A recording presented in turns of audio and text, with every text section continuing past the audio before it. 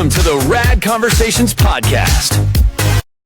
Welcome back to another episode of Rad Conversations. This week we are lucky enough to have Rudi back, and he's going to tell us about all his alien encounters. He's going to tell us about the time he saw a massive UFO during the middle of the day.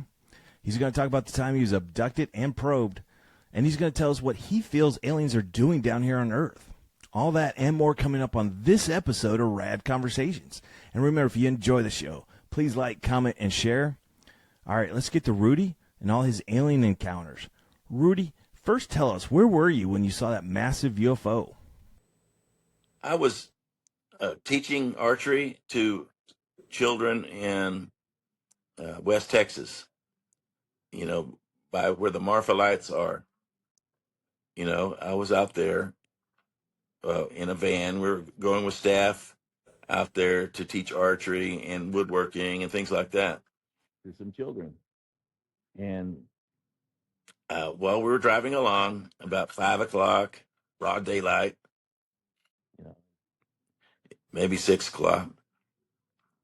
But while we're driving along, the driver of the van says, "Hey, that's why people believe in UFOs." And he points over in between these two mountains, and there it was, a huge spaceship. It was like a flying saucer, just like you would see from the 50s. Like a bowl underneath and a bowl on top, and a little top on it.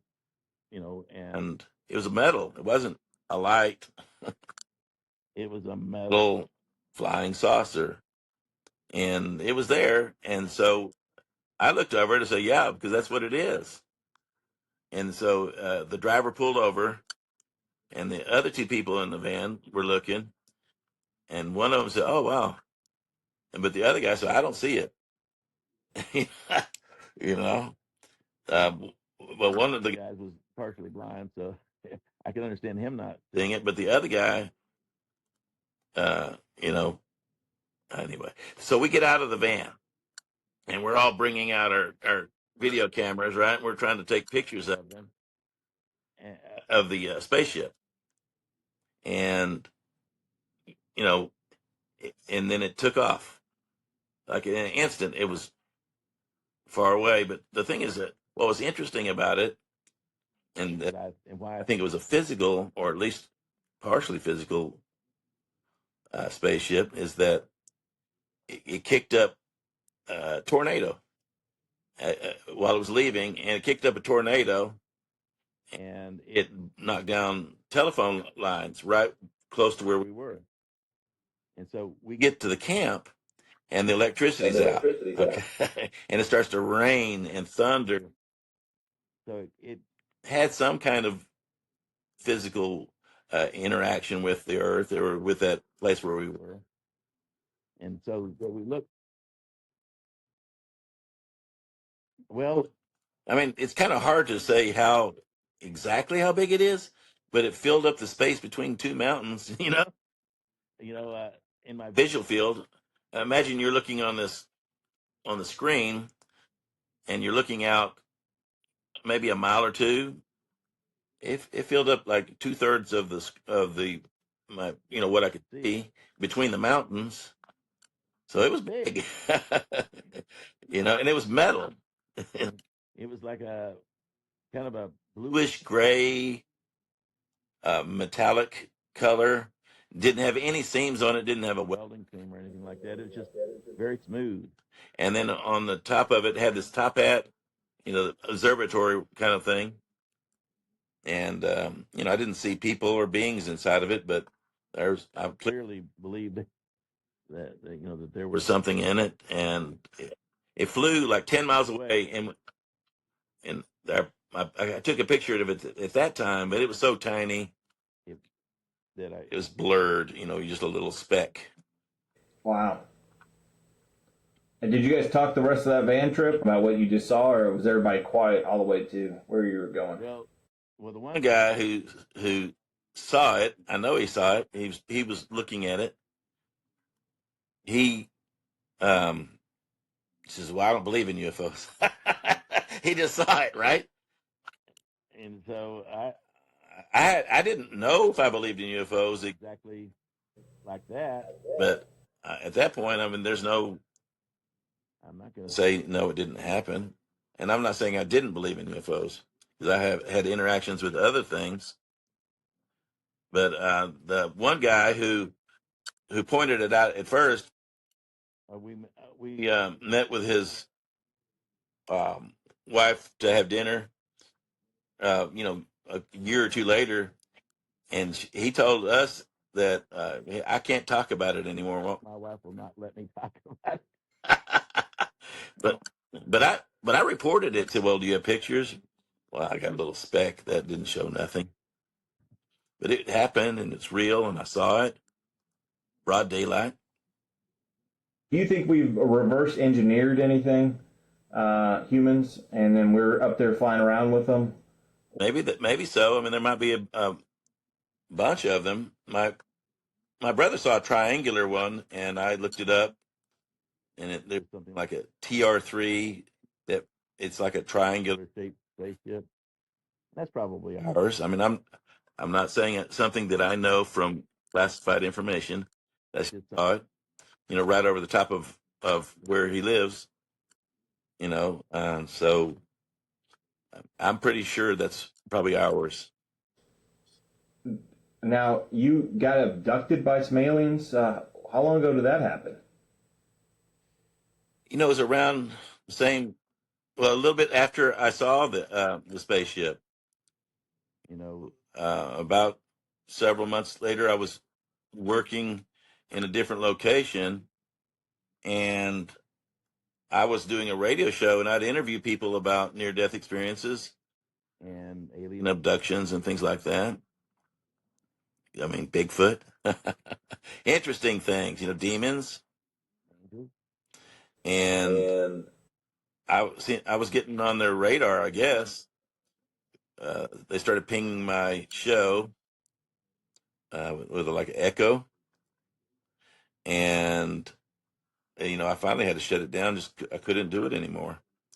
It was messed up my show, but around that during that time, right before I left to move somewhere else, I was about to go see one of my clients, and he was going to meet me. I was going to meet him at his home at around 11:45.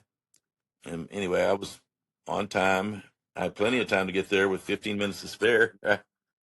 And I looked down at my clock. It was like 11 o'clock, maybe 11:01. I can't remember the exact number. It was 11 something. Wasn't 11:11. Okay, but it was 11 o'clock more or less. And I looked down at it, and I thought, well, I'm on time, right? So I go to a stoplight, and next thing I know, uh, the light, the sun had moved. I looked up, and the sun had moved. It was not as in the same direction. It was like moved, and I thought, oh, that's curious. And then I looked down at my clock, and it was 12 something, and so I lost an hour. And so where did I go? I don't know, but I went somewhere, and I don't know. I mean, I could say it was aliens. It might be off-worlders, but whoever it was, I think they were curious about who I was or what I knew. And shortly thereafter, I stopped my radio show and I quit doing it. So, and now, uh, for an hour late to meet your friend, did you explain to him that you were abducted by aliens, or how did you say you had a flat tire, or how did you explain being an hour late then? I apologized profusely. He was a client. I was a teacher of the blind, and I was going out to visit him.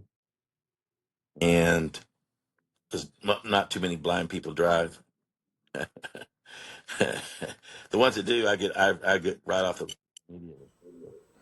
Anyway, I explained to him, I'm sorry. I don't know why. I know I was coming here on time, that I lost an hour. I didn't explain that I thought it was an abduction. I didn't know that. I mean, whatever it was, I don't have any recollection of it in a perfect way. I mean, I have a sense that I was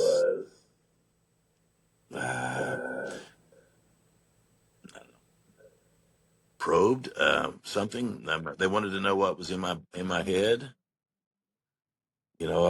Uh, I had things erased, but I'm really resistant to having my memory erased for things like that. For some reason, this was pretty much. I just didn't remember the experience, but I did remember something. There was something that happened to me. Where did I go for an hour? But I shortly thereafter quit doing the radio show. I mean, I think I wasn't supposed to talk about that stuff anymore. Can't help myself though. I mean, when I see stuff, I mean, I don't really shut up about it. I don't name names. Well, we appreciate you. Keep talking, Rudy. I mean, it's fascinating all the experiences you've had in life. I'd consider you very lucky. I don't know if you consider yourself that lucky, but it's nice that you've experienced a lot of stuff that either we're not experiencing or we don't remember experiencing. I think it could be either one of those. And then do you have like memory flashes of being on the ship or anything? Or is it just the way you felt after you came back after that hour?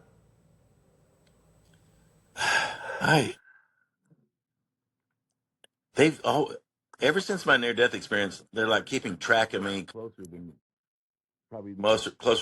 most people. You know what I'm saying? They're afraid I'm going to say something, right? That'll mess up the game, you know? So as long as I keep my mouth shut, don't name names, and I don't, and it doesn't become too popular. If I go on Oprah, that might be a way for me to end up, being dead. You're safe here, Rudy. You're safe on this channel. Yeah, definitely not Oprah numbers here. Well, I think they do that. Okay, so I think when you're doing these stories, and it might be really important stuff, but it's an algorithm. Imagine an algorithm that says don't focus on, this is not important, or it's important for us to not put that information out. You know what I'm saying? It's the stuff that if they can stop it by just silencing it or limiting it. But let me tell you something. It might be the one person, the two people, the 20 people, the 100, the 1,000 that you get through to that watch it that changes their life.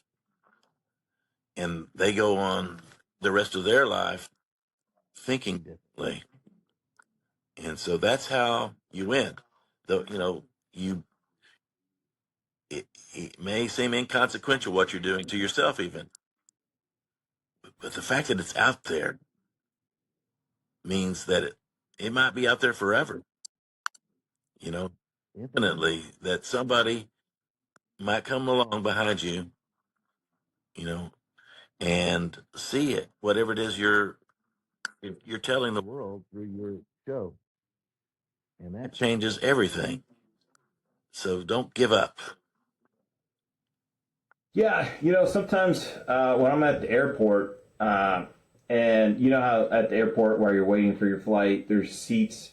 The seats are kind of back to back, and you can kind of eavesdrop on other people's conversations. And a lot of times I'll sit there and I'll hear a couple lines that somebody will be talking to the person next to them. And I'm like, am I just meant to hear this? Like, is this conversation just meant for me to hear like that nugget of truth or that wisdom or whatever they're doing? And then I'll move on to a different conversation. I kind of take that what you're saying is like, yeah, you never know what's going to resonate with somebody or maybe trigger a memory for them, or like, oh wait, that did happen to me. I kind of forgot about it. I don't have many dreams, and I'd say recently in the last year, had a nightmare, but I'd only classify it as a nightmare, but it was a flash of me being on an alien ship, and there was a table and three aliens behind the table, kind of looking at me, just like gray aliens.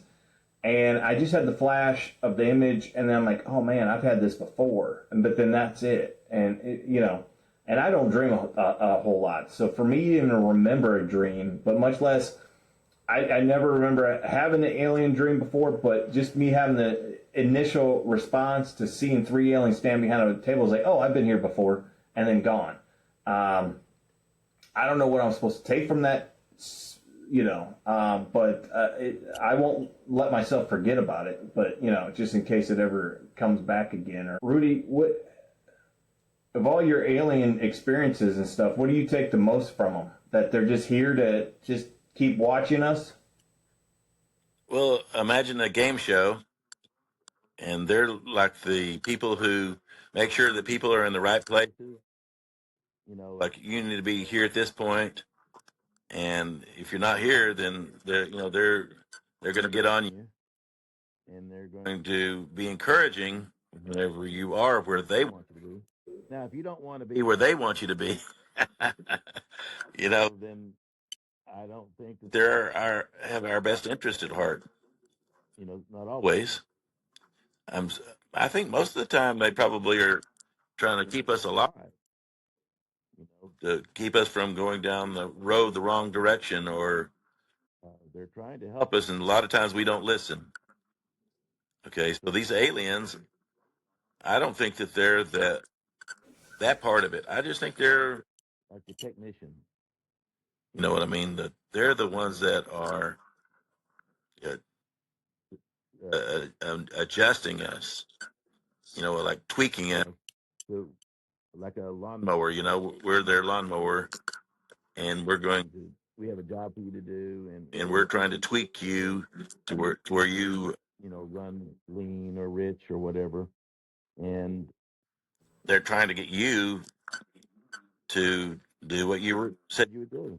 So I don't think that they're that big of a deal. I'm not saying that your memory of your dream isn't real. It might very well be you're having a memory in your dream, but I think we just need to get beyond just aliens and spaceship to the tinkerers. Who are the ones that are giving the commands to the tinkerers?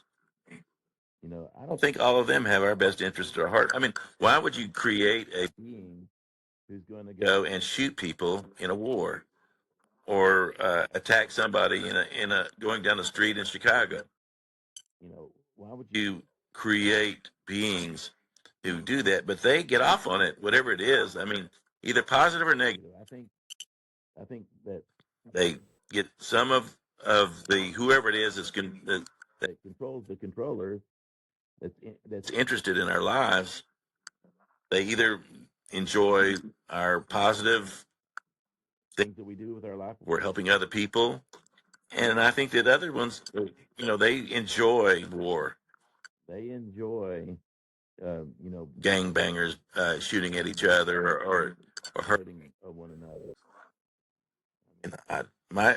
I don't believe that this is a completely awful world, but there's a lot of awful things going on in it, and I don't think that's a good thing. I think we should try to make the world a better place and get out of here and don't come back. You know, not to this place. Go to a better place. Well, if you got directions, let us know, Rudy. If you got a hot tip on a good place to go after this, let us know. Thanks for watching the show today, folks. And if you enjoyed it, please like, comment, and share. And like always, stay rad.